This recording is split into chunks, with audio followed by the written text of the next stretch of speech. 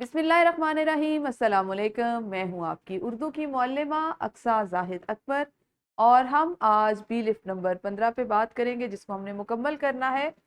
आपने इसमें से हरूफ अतफ पर दायरा उसका इंतखाब करके दायरा लगाना था जिस सरगर्मी को तसलसल की झैल में आपने मुकम्मल किया। आज का हासिल ताल्लुम भी इसी की मुनासबत से हरूफ अतफ आप कर चुके हैं।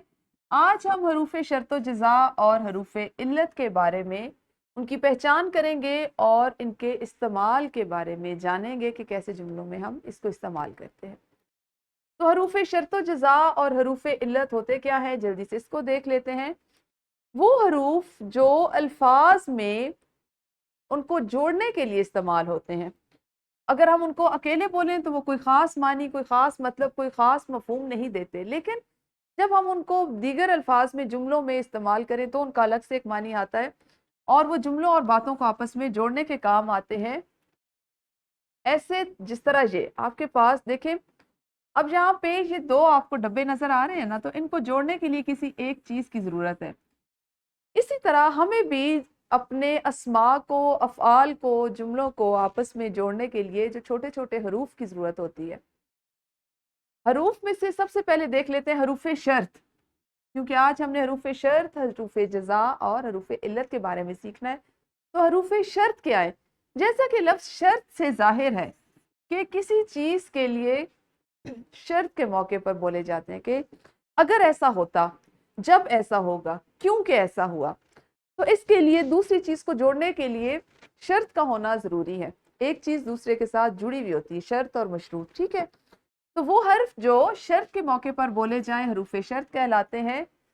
जैसे अगर तुम स्कूल जाओगे तो खेल के मैदान में खेल पाओगे, ठीक है। यानी एक चीज के साथ दूसरी को हम जोड़ देते हैं। तो शर्त के लिए इस्तेमाल होने वाले जो हरूफ हैं वो कौन कौन से हैं? अगर, जब, बशर्त वगैरह।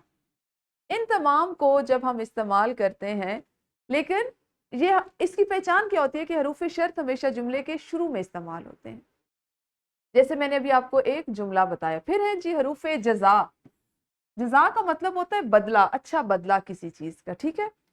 वो हरूफ जो शर्त के पूरा होने पर बोले जाएं, इनाम के तौर पर बोले जाएं, उसको हम कहते हैं जज़ा, ठीक है। जैसे ये किसी भी हालत या अमल को जाहिर करते हैं। मैंने भी आपको एक तस्वीर दिखा के जुमला बोला कि अगर तुम स्कूल जाओगे तो खेल के मैदान में खेल पाओगे। तो अगर क्या है? शर्त है। स्कूल जाना शर्त है, किस काम के लिए? खेल के मैदान में खेलने के लिए। अगर तुम मेहनत करोगे तो कामयाब होगे। तो कामयाबी के लिए किस चीज की शर्त रखी गई है? मेहनत करने की, ठीक है। समझ आई आपको बात? तो हरूफ जज़ा होते हैं जनाब नतीजा जाहिर करने वाले हरूफ, और इसमें हम तो को लेंगे। शर्त और जज़ा से एक जुमले में हम और देख लेते हैं। जब तुमने वादा किया तो तुम्हें उसे पूरा करना चाहिए। हरूफ शर्त हमने यहाँ पे हरफ शर्त लिया जब तुमने वादा किया, तो हरफ जज़ा हो गया, तो तुम्हें उसे पूरा करना चाहिए। यानी पहली चीज जो है उसको हम दूसरी के साथ जोड़ दिया। अब आ जाते हैं हरूफ इल्लत पर। हरूफ इल्लत क्या है? ऐसे हरूफ जो किसी काम के होने की वजह या सबब को जाहिर करे। इल्लत का मतलब होता है वजह या सबब को जाहिर करना, ठीक है। अच्छा जी, वजह बताने वाले हरूफ जो किसी वजह या सबब को जाहिर करते हैं वो कौन कौन से? क्यों के, लिहाजा, इसलिए और चुनाचे वगैरह। यहाँ पे इसको देख लीजिए आप। अब इससे हम एक रोजमर्रा जिंदगी की मिसाल ले लेते हैं। आपने जुमला बनाना है हरूफ इल्लत को इस्तेमाल करते हुए इन तस्वीरों को देखकर। पहली तस्वीर ये है, आपको नजर आ रहा होगा स्कूल बंद हो चुका है, ठीक है। इससे एक जुमला बना लेते हैं। अहमद का स्कूल बंद हो गया क्योंकि वो बस स्टॉप पर बस का इंतजार करता रहा। या अहमद स्कूल देर से पहुंचा क्योंकि उसकी बस देर से आई। तो वो देर से आया क्योंकि वो बस का इंतजार कर रहा था। इस तरह आप हरूफ इल्लत को दो जो कैफियत या हालात हैं उनके दरमियान में इस्तेमाल करते हैं, ठीक है।